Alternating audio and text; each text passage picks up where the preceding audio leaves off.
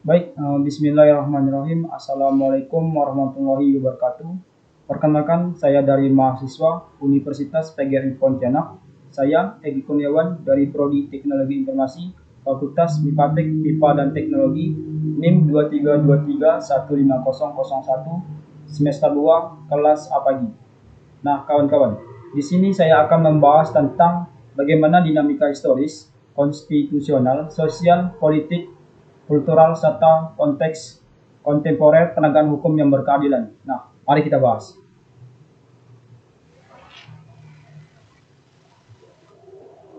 Nah, kawan-kawan, di sini saya akan menelusuri konsep dan urgensi penegakan hukum yang berkeadilan. Upaya penegakan hukum di suatu negara sangat erat kaitannya dengan tujuan negara. Apabila tujuan negara menjaga ketertiban, maka tujuan negara itu terlalu sempit. Tujuan negara yang lebih luas adalah agar setiap manusia terjamin kesejahteraannya di samping keamanannya. Dengan kata lain, negara yang memiliki kewenangan mengatur masyarakat perlu ikut mensejahterakan masyarakat, kawan-kawan. Nah, next point, ketujuan negara. Tujuan negara RI dapat kita temukan pada pembukaan Undang-Undang Dasar 1945, yakni pada alinea keempat sebagai berikut. Untuk membentuk suatu pemerintah negara Indonesia yang melindungi segenap bangsa Indonesia dan seluruh tumpah darah Indonesia, dan untuk memajukan kesejahteraan umum, mencerdaskan kehidupan bangsa, dan ikut melaksanakan ketertiban dunia yang berdasarkan kemerdekaan, perdamaian, dan keadilan sosial. Next point. Nah, kawan-kawan, untuk menyelenggarakan peradilan dan guna menegakkan hukum dan keadilan, bagaimana negara dalam menegakkan hukum dan keadilan? Nah, negara kita telah memiliki lembaga yang peradilan yang diatur dalam Undang-Undang NRI 1945, ialah Mahkamah Agung MA, Komisi Yudisial KY, dan Mahkamah Konstitusi MK. Selain lembaga negara tersebut, dalam Undang-Undang NRI 1045 diatur pula pada ada badan-badan lain yang diatur dalam Undang-Undang tentang MA dan KY serta MK. Ini lebih lanjut diatur dalam Undang-Undang Nomor 48 Tahun 2009 tentang kekuasaan kehakiman. Lanjut, kawan. Nah, kawan-kawan, mari kita lihat apa sih yang dimaksud dengan ketiga lembaga peradilan tersebut, seperti MA, MK, KY. Nah, mari kita bahas, kawan-kawan.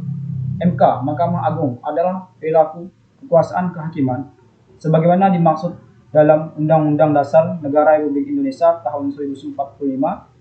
Mahkamah Konstitusi adalah pelaku kekuasaan kehakiman sebagaimana dimaksud dalam Undang-Undang Dasar Negara Republik Indonesia tahun 1945.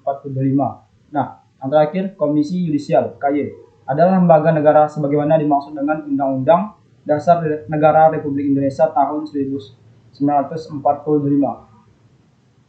Next point.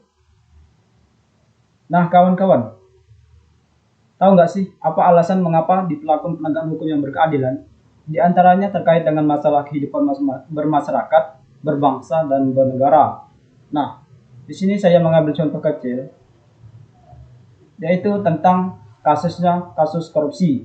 Contoh, seorang pejabat tinggi terbukti melakukan korupsi dana publik. Alasan, penegakan hukum yang berkeadilan diperlukan untuk memberikan efek jera kepada pelaku, mengembalikan dana dan yang diselewengkan kepada masyarakat, dan menjaga kepercayaan publik terhadap lembaga pemerintah dengan menghukum pejabat yang korup. Hukum menunjukkan bahwa semua orang tanpa memandang posisi atau kekuasaan tunduk pada aturan yang sama, kawan-kawan. Itu contoh kecilnya, kawan-kawan. Nah, untuk lanjut, alasan keduanya yaitu masih ada potensi konflik dan kekerasan sosial seperti SARA, tawuran, pelanggaran HAM, etnosentris, dan lain-lainnya, kawan-kawan. Nah, kita lanjut. Alasan ketiga, maraknya kasus-kasus ketidakadilan sosial dan hukum yang belum diselesaikan dan ditangani secara tuntas. Keempat, penegakan hukum yang lemah karena hukum bagaikan pisau yang tajam ke bawah, tetapi tumpul ke atas. Yang terakhir, kawan, alasannya pelanggaran oleh wajib pajak atas penegakan hukum dalam bidang perpajakan. Oke, itu alasannya ya kawan. Kita lanjut menggali sumber historis, sosiologis, politis tentang penegakan hukum yang berkeadilan di Indonesia. Nah, mari kita bahas satu-satu kawan-kawan. Yang pertama itu secara historis. Penegakan hukum di Indonesia telah berlangsung sejak zaman kolonial Belanda. Pada masa itu, hukum kolonial Belanda diterapkan di Indonesia, tetapi tidak sesuai dengan kebutuhan dan budaya masyarakat Indonesia setelah kemerdekaan Indonesia. Hukum nasional dibentuk tetapi masih banyak kekurangan dan ketidakadilan dalam penegakan hukum.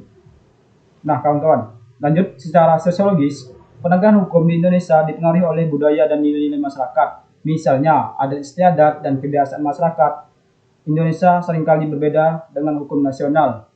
Dan yang terakhir, kita bahas secara sosiologis, penegakan hukum di Indonesia dipengaruhi oleh budaya dan nilai-nilai masyarakat. Misalnya, adat istiadat dan kebiasaan masyarakat Indonesia seringkali berbeda dengan hukum-hukum nasional, kawan-kawan. Nah, sekarang kita masuk membangun argumen tentang dinamika dan tantangan penegakan hukum yang berkeadilan di Indonesia, kawan-kawan. Nah, rasa keadilan masyarakat pun belum sesuai dengan harapan. Penegakan hukum sering berlakukan hukum bagaikan pisau yang tajam ke bawah, tetapi tumpul ke atas. Oleh karena itu, tantangan yang dihadapi oleh bangsa Indonesia saat ini adalah menghadapi persoalan penegakan hukum di tengah maraknya pelanggaran hukum di segala strata kehidupan masyarakat, kawan-kawan. Nah, kawan-kawan, di sini saya akan mendeskripsikan esensi dan urgensi penegakan hukum yang berkeadilan di Indonesia. Pernahkah kawan-kawan berpikir apa yang akan terjadi seandainya di sebuah negara tidak ada peraturan hukum?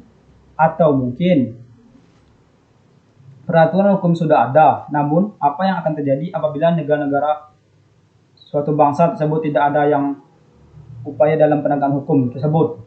Nah, penegakan hukum bertujuan untuk mewujudkan peraturan demi terciptanya ketertiban dan keadilan masyarakat. Penegakan hukum pada dasarnya bertujuan untuk meningkatkan ketertiban dan kepastian hukum dalam masyarakat sehingga masyarakat merasa memperoleh perlindungan akan hak-hak dan kewajibannya, kawan.